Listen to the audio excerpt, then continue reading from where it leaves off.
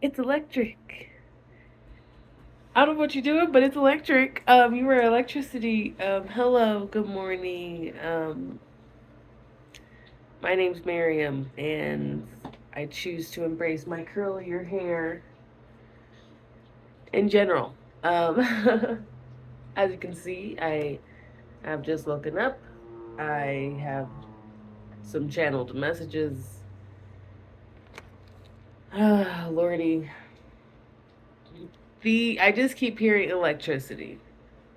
That's really the case. Whenever I feel that, I'm like, there is something that you have like really discovered, not necessarily like for the first time, but as a solid, this is a thing for me. Um, you have really discovered that. And when I mean a thing, I mean you were having fun. You were enjoying what you're doing. You have this like really like excited feeling like, oh my gosh, I could do this forever. It was one of those saying that. You were having a childlike joy. And you are starting new things, you were trying new things, and it's fun for you because like you're realizing that you are stable enough to accept these things. That you're stable enough to accept that it's time. It's time to have fun. It's time to enjoy life. It's time to truly let yourself free of whatever shackles that society has put on you. And this is something that's you're gonna notice this not just with you, but you're gonna notice it with people around you too.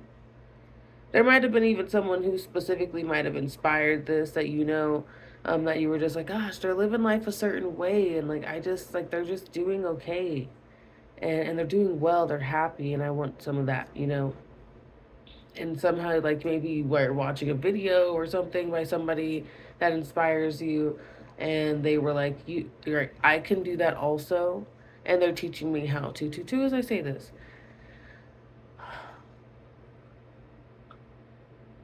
And then in that you started doing your thing and you're like, oh shoot, this is my thing. This is what I'm really enjoying doing right now, and it's like kind of unlocking this like life can be fun. Life isn't a grind wholeheartedly forever. Like, wait, well, what?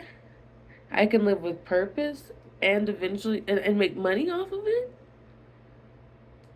So there's this I believe it's in Japanese culture, the like four key points of purpose and fulfillment. Or maybe it may not be Japanese. I think I'm thinking of the Kakebo book, which is but maybe that's coming up for you. But the Kakebo book is it's like a journal for finances. So then you are a better budgeter. So I would recommend getting one of those. The other thing I actually believe is perhaps Chinese culture. But don't, I'm not citing anything. 343. The point is that there are four things that you should ask yourself, or that you can ask yourself to see if you are working within your purpose. 353. What are you good at? There are lots of things that you're good at. Look at all the things that you're good at. What are things that naturally come to you? What things are easy for you to do? What requires the least amount of effort for you to do? Just naturally, even for whenever you were a kid. Look back to whenever you were a kid. 414, as I was saying that. You're going to want to really go and like maybe try some stuff. Just try some random stuff. If you don't know what you're good at, go start trying things. And because everything's new, you might be crappy at it in the beginning. But which one of those things is easiest for you to learn and pick up on? And that might be the thing. And sometimes, like I say, 444, like I say, learning is truly the thing that everybody can do. Learning isn't something we're doing for the first time anymore. We learn something so early in life, and then we've been learning ever since, and then applying that according to our life path ever since. Whether it be you're a little kid and you touch a hot stove, you know not to touch the hot stove, or whether it be emotional bonds and stuff like that, even before that, even in utero. So there's a lot of things that we are learning and experiencing because our mind is always around in some way. There's some type of, the soul is around. Um, Now,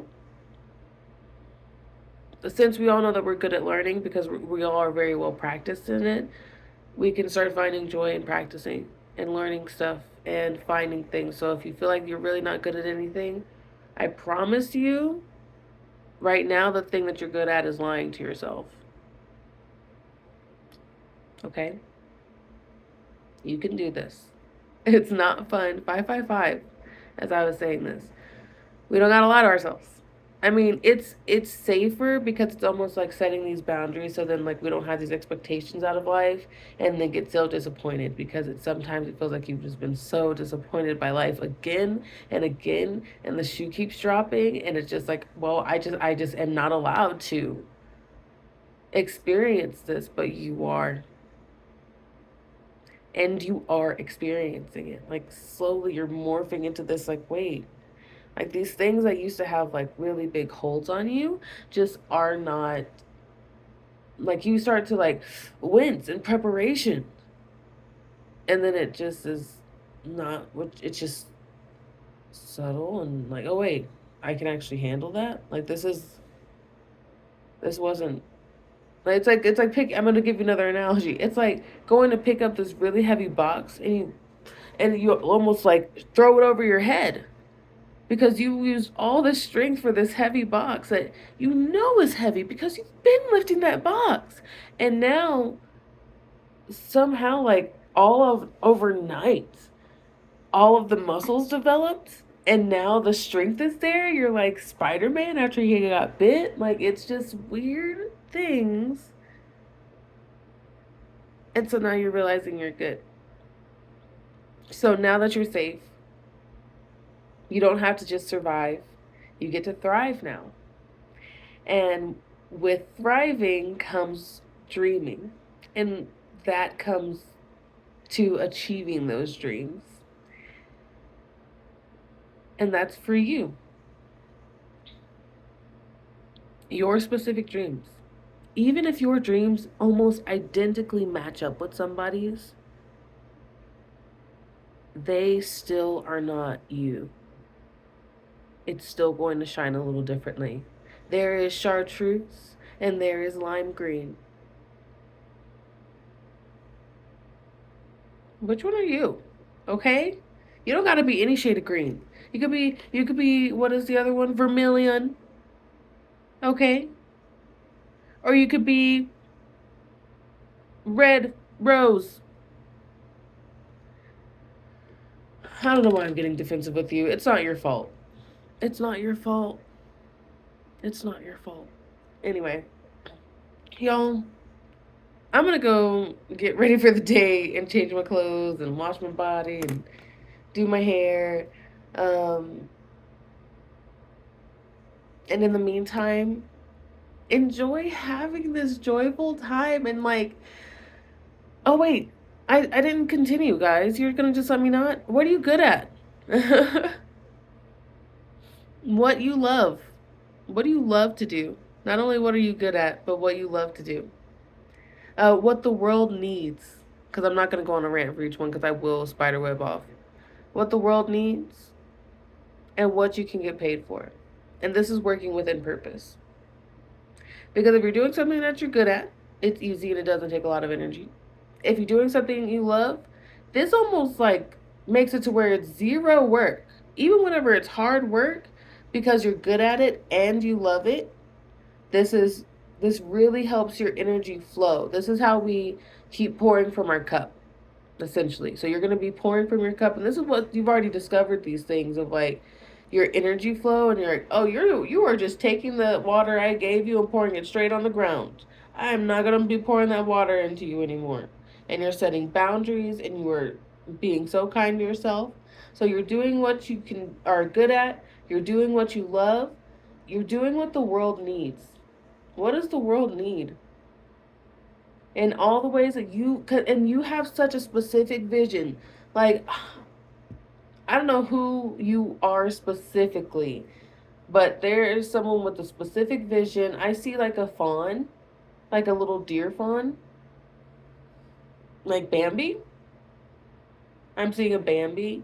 So Bambi might relate to you in some way.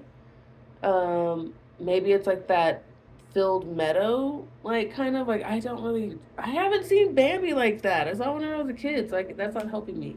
But I see like a meadow field, like in a baby fawn lying down, like almost like whenever like a baby fawn's mom has to run really fast, like the when a fawn hears a noise, it immediately drops down and has to sit still and hide and wait for its mom to come back because it's too slow to run, and if it does run, the predator will get it. So I don't know if that applies, but this is it's the collective I'm talking to. That is like what's coming up. Um, and so you have a very specific vision in life. 1111, as I'm saying this, perhaps being that baby fawn, looking, waiting for its mother in the grass. Oh, that's making me emotional because the predator is there and it's like you're just waiting.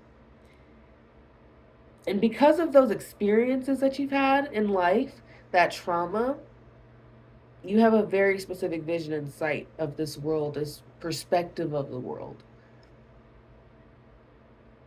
And that will help you see what the world needs.